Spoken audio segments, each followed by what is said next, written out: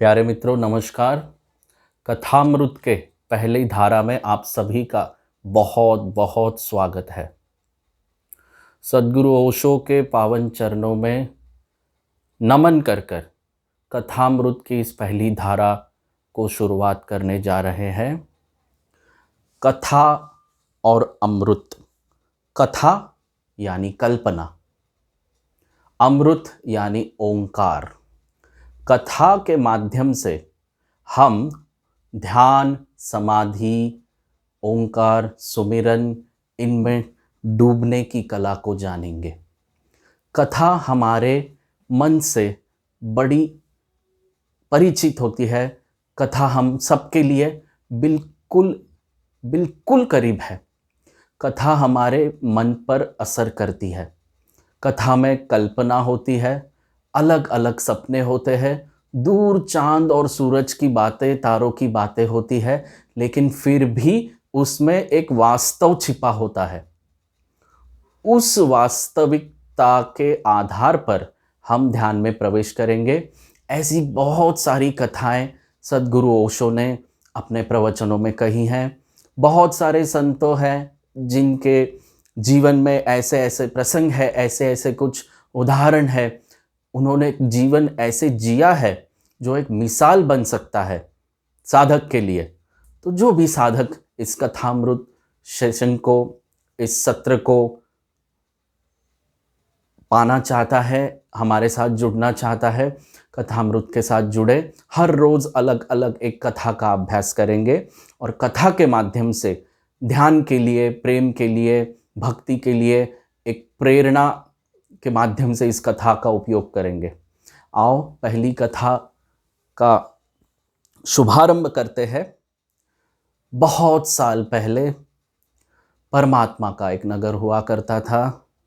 एक बहुत बड़ा मंदिर हुआ करता था परमात्मा का, जो मंदिर प्रेम, आनंद, होश, उल्लासता, प्रमाद, इन सारी दीवारों से बना था।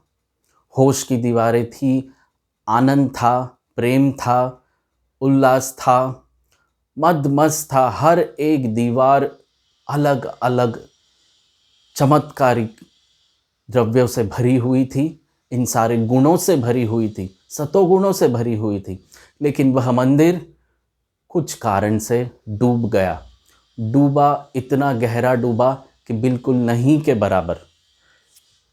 कई सालों बाद एक साधक जो अध्यात्म में बहुत बड़ी उत्सुकता रखता था, उसे उस मंदिर की खबर लगी और वो उस मंदिर की खोज में सागर के तट पर निकल पड़ा।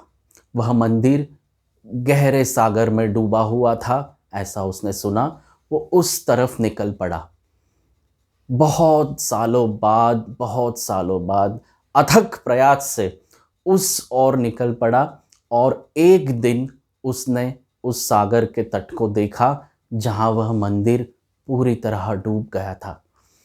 जब साधक उस सागर के तट पर पहुंचा, तब उसने देखा कि वहां तो कोई मंदिर तो दिखाई नहीं दे रहा, कोई आनंद की दीवार नहीं, कोई प्रेम की दीवारें नहीं, बिल्कुल एक झलक भी नहीं। बिल्कुल शांत सागर था। लेकिन उसने प्रयास नहीं छोड़ा, खोज जारी रखी। जब खोज जारी रखी, तब उसको एक ख्याल आया कि मैं पीछे जाने का रास्ता तो भूल चुका हूं, अब पीछे जाना असंभव है।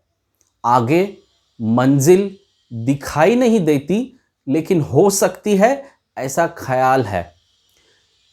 पीछे का रास्ता जिस व्यक्ति का बंद हो जाता है, उसी के लिए आगे के रास्ते खुलते हैं। यह आज की कहानी का बहुत गहरा सूत्र है। जिस व्यक्ति के पीछे के रास्ते सारे बंद हो जाते हैं, केवल उसी के लिए आगे के रास्ते खुलते हैं। वही एक आशा की किरण होती है। उस व्यक्ति ने प्रयास नहीं छोड़ा, बिल्कुल खोजता रहा, सागर के भीतर गया, इतने भीतर गया कि वह सागर में पूरी तरह डूब चुका था। बिल्कुल बचा नहीं, अब वो नहीं बचा, मिट चुका था पूरी तरह। क्या था जो मिटा? अहंकार मिटा। अहंकार बिल्कुल मिट गया और जो बचा वह था वह आनंद, वह मंदिर जो प्रेम से बना था, वो होश से बना हुआ मंदिर उसके भीतर प्रकट हुआ।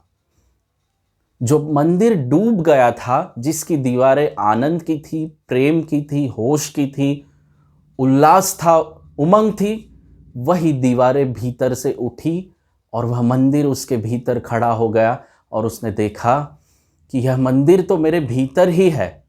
दूरी थी सिर्फ अहंकार के मिटने की, और मेरे पीछे का जो रास्ता मैं भूल गया, वहीं पे मैंने देखा कि आगे के सारे रास्ते खुल गए और जो मंदिर उसी के भीतर डूब चुका था, वह मंदिर पुनः उठकर खड़ा हो गया और एक रास उसके भीतर उसने चलता हुआ देखा, जैसे महारास चलता हो। आनंद की लहरें उठी, प्रेम की धाराएं बहने लगी, उमंग ही उमंग, और बहुत गहरा आनंद उसने भीतर पाया। प्यारे मित्रों, इस कहानी के प्रेरणा अगर हम देखें तो हमारे भीतर अगर हम साधक हैं तो बहुत से कई सारे संकट आते हैं, कई सारी विधियां हम करके देखते हैं, लेकिन जो आशा की एक किरण जगनी चाहिए भीतर से, वह दिखाई नहीं देती। अलग अलग विधियों से हम गुजरते हैं, लेकिन उस छोर तक नहीं पहुंच पाते जहां हमें जाना है।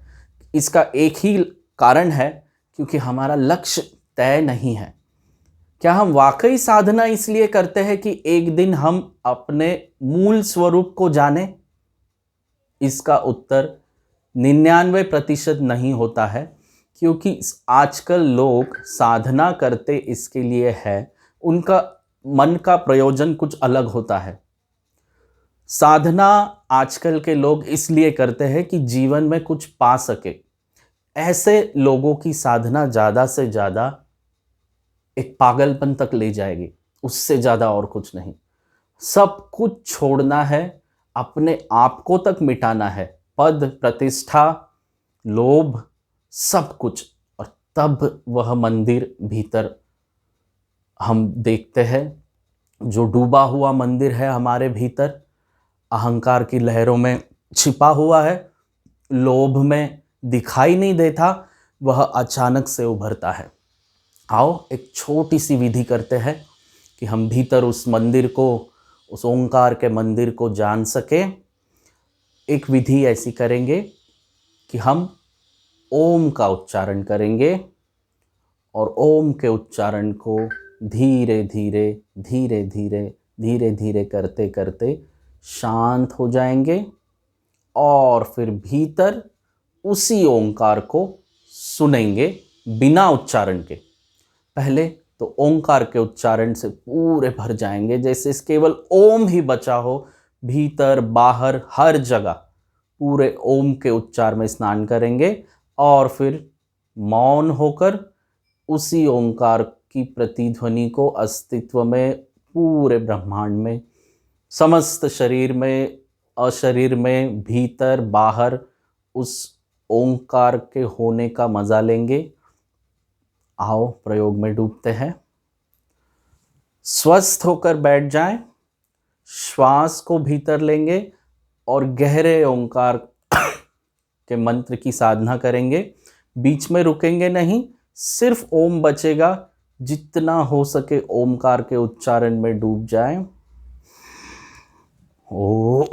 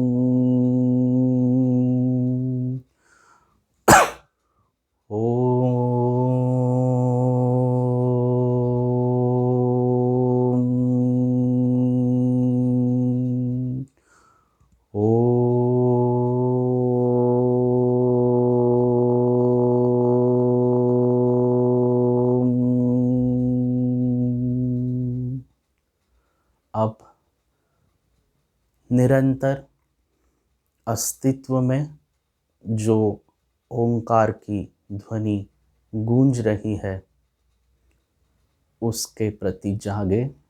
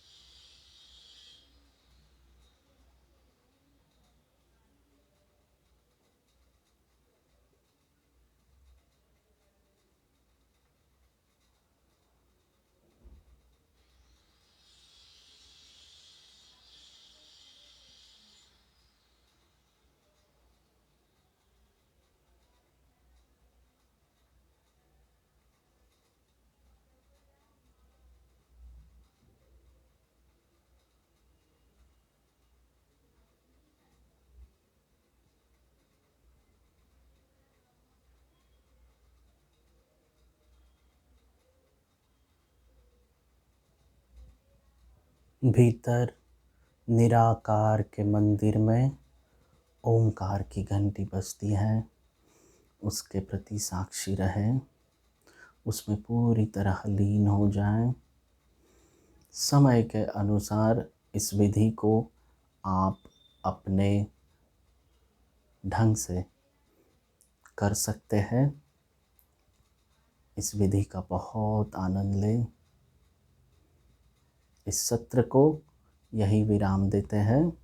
हरि ओम तत्सत।